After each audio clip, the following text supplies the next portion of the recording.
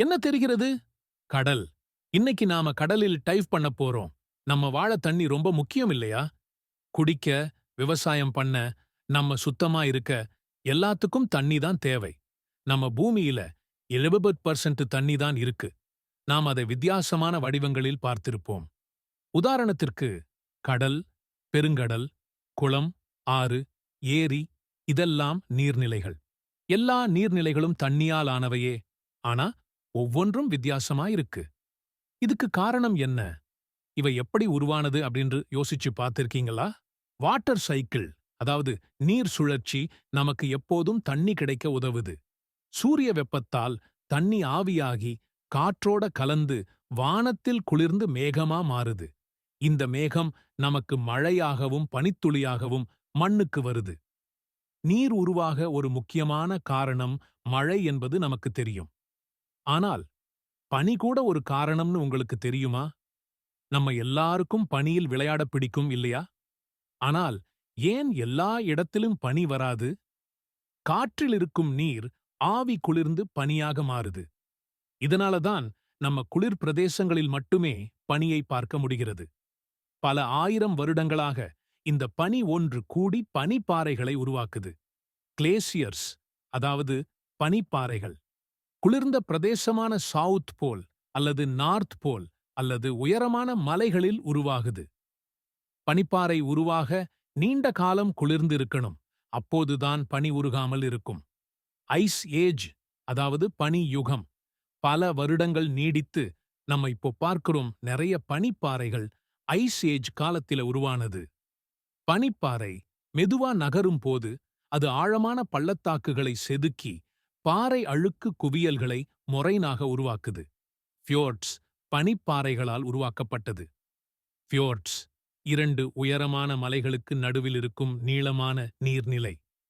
பனிப்பாறை உருகி ஆறுகளுக்கும் எரிகளுக்கும் சுத்தமான தண்ணீரை வழங்குது. இந்த உருகும் பனிப்பாறைகள் அல்லது மழையால் ஆறுகள் உருவாகுது. ஆறுகள் நீண்ட தூரம் பயணம் செய்து நிலத்தின் பாதைகளை செதுக்கி வழியில் விலங்குகள் மற்றும் மக்களுக்கு தண்ணீர் வழங்குகிறது. விவசாயத்திற்கு நிலத்தை வளமாக்க உதவும் முக்கியமான ஊட்டச்சத்துக்களையும் நதிகள் கொண்டு செல்கிறது. உதாரணமாக, நைல் மிக நீளமான நதி. ஆப்பிரிக்காவில் மில்லியன் கணக்கான மக்களுக்கு தண்ணீர் வழங்குகிறது. எரிகள் நிலத்தால் சூழப்பட்ட நீர்நிலைகள். அவை பல வழிகளில் உருவாகலாம்.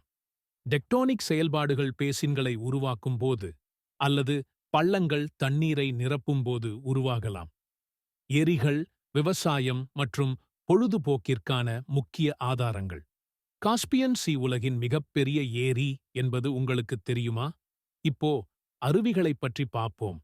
அருவி, நதி, மலைகளில் அல்லது உயரமான இடங்களிலிருந்து பாயும்போது உருவாகிறது.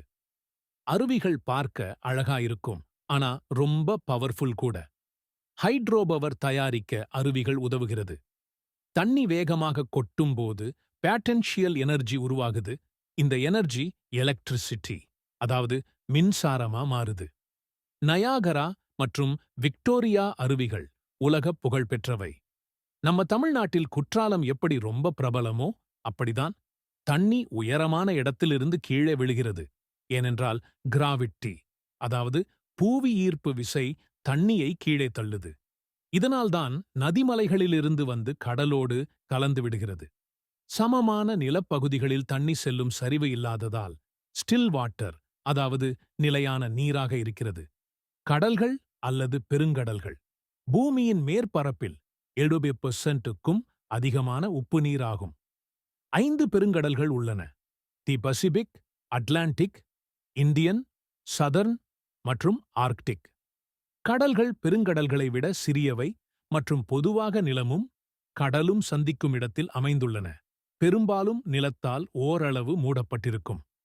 உலகம் முழுவதும் தி மெடிட்ரேனியன் சி, தி கரீபியன் சி மற்றும் தி பே ஆஃப் பெங்கால், அதாவது வங்காள விரிகுடா என எண்ணற்ற கடல்கள் உள்ளன.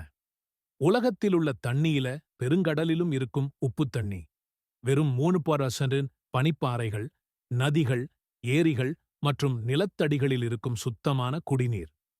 அலைகள் ஏன் கடல்ல மட்டும் இருக்கு, ஏரி குளங்கள்ல இல்ல என எப்போதாவது யோசிச்சிருக்கீங்களா? அலைகள் நிலா மற்றும் சூரியன் பூமி மேல் வெளிப்படுத்தும் புவி ஈர்ப்பு விசை, அதாவது கிராவிட்டி காரணமாக ஏற்படுகிறது. ஏரி, குளங்களிலும் இந்த கிராவிட்டி இருக்கு. ஆனா அங்க தண்ணி குறைவா இருக்கிறதுனால அலை உருவாகாது. நம்ம கட்டுன நீர்த்தேக்கங்கள் ரிசர்வார்ஸ் மற்றும் கல்லணைகள் டிஎம் நீர் மேலாண்மை, அதாவது வாட்டர் மேனேஜ்மெண்ட்டுக்கு ரொம்ப உதவுகிறது. குடிநீர், விவசாயம், விளையாட்டு இது போன்றவைகளுக்கு உதவுது. கல்லணைகள் தண்ணியின் சக்தியை பயன்படுத்தி மின்சாரம் உருவாக்க உதவுகிறது. லைட் மற்றும் டிவி வேலை செய்ய உதவும் முக்கிய பங்கு வகிக்குது.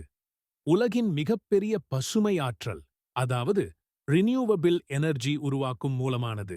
நீர்நிலைகள் மனித நாகரிகத்தின் மையமாக இருந்தது. பழமையான நாகரிகங்கள் நதிகள் மற்றும் ஏரிகளின் அருகே உருவானது. கங்கை, யமுனை, சரஸ்வதி போன்ற நதிகள் இந்தியாவில் முன்னிலை பெற்ற நாகரிகங்களை வளர்த்தன. கங்கை நதி உதாரணமாக பெரினியல் ரிவர், அதாவது எப்போதும் உலராத நதி. இது நிலைத்த நீர் வழங்கி மில்லியன் கணக்கான மக்களை ஆதரிக்குது. கூடுதலாக கடல்கள் மற்றும் பெருங்கடல்கள் போக்குவரத்து மற்றும் வர்த்தகத்திற்கு முக்கியமானது. கடல் ஆழத்துல கண்டுபிடிச்ச ஒரு புது விஷயத்தை பத்தி பார்ப்போம். நமக்கு ஆக்சிஜன் மரங்களும் செடிகளும் போட்டோசிந்தசிஸ் மூலமா தருதுன்னு தெரியும். ஆனா கடல் ஆழத்துல சூரிய ஒளி இல்லாத இடத்துல ஆக்சிஜன் உருவாகுதுன்னு நம்ம சயின்டிஸ்ட்ஸ் கண்டுபிடிச்சிருக்காங்கன்னு சொன்னா நம்ப முடியுதா? ஆமா, கடல் ஆழத்துல பிளாக் ஆக்சிஜன் அல்லது டார்க் ஆக்சிஜன் கருப்பு கற்கள்ல கண்டுபிடிச்சிருக்காங்க. இந்த டார்க் ஆக்சிஜன் சூரிய ஒளி இல்லாம எப்படி உருவாகுது? ஓஷன் சர்ஃபேஸ்ல இருக்கிற மெட்டாலிக் எலிமெண்ட்ஸ் உப்பு தண்ணியோட சேரும்போது சார்ஜ் உருவாகுது. இந்த சார்ஜ் ஒரு பேட்டரிய மாதிரி இருந்து வாட்டர் மாலிக்யூல்ஸை பிரேக் பண்ணி ஆக்சிஜன் அண்ட் ஹைட்ரஜனை தனித்தனியாக ஆக்குது. இந்த ஆக்சிஜன் அந்த வாட்டர்ல ரிலீஸ் ஆகி குட்டி குட்டி ராக்ஸ்ல செட்டில் ஆகுது. சூரிய ஒளி இல்லாத ஓஷன் ஆழத்துல ஆக்சிஜன் சூப்பர்லா. கண்ணுக்கு தெரிகிற தூரம் வரை இருக்கும் கடல்ல இருந்து நம்ம வீட்டு பக்கம் அமைதியா தூங்கும் ஏரி வரை தண்ணியோட முக்கியத்துவம் நிறைந்திருக்குது. இந்த டைவ்ல எங்களோட நீந்தினதுக்கு ரொம்ப நன்றி. அடுத்த வீடியோ எதை பற்றி இருக்கும் என்று நீங்க நினைக்கிறீங்க? அத கமெண்ட்ஸ்ல மென்ஷன் பண்ணுங்க. நன்றி. மீண்டும் அடுத்த வீடியோவில் சந்திப்போம்.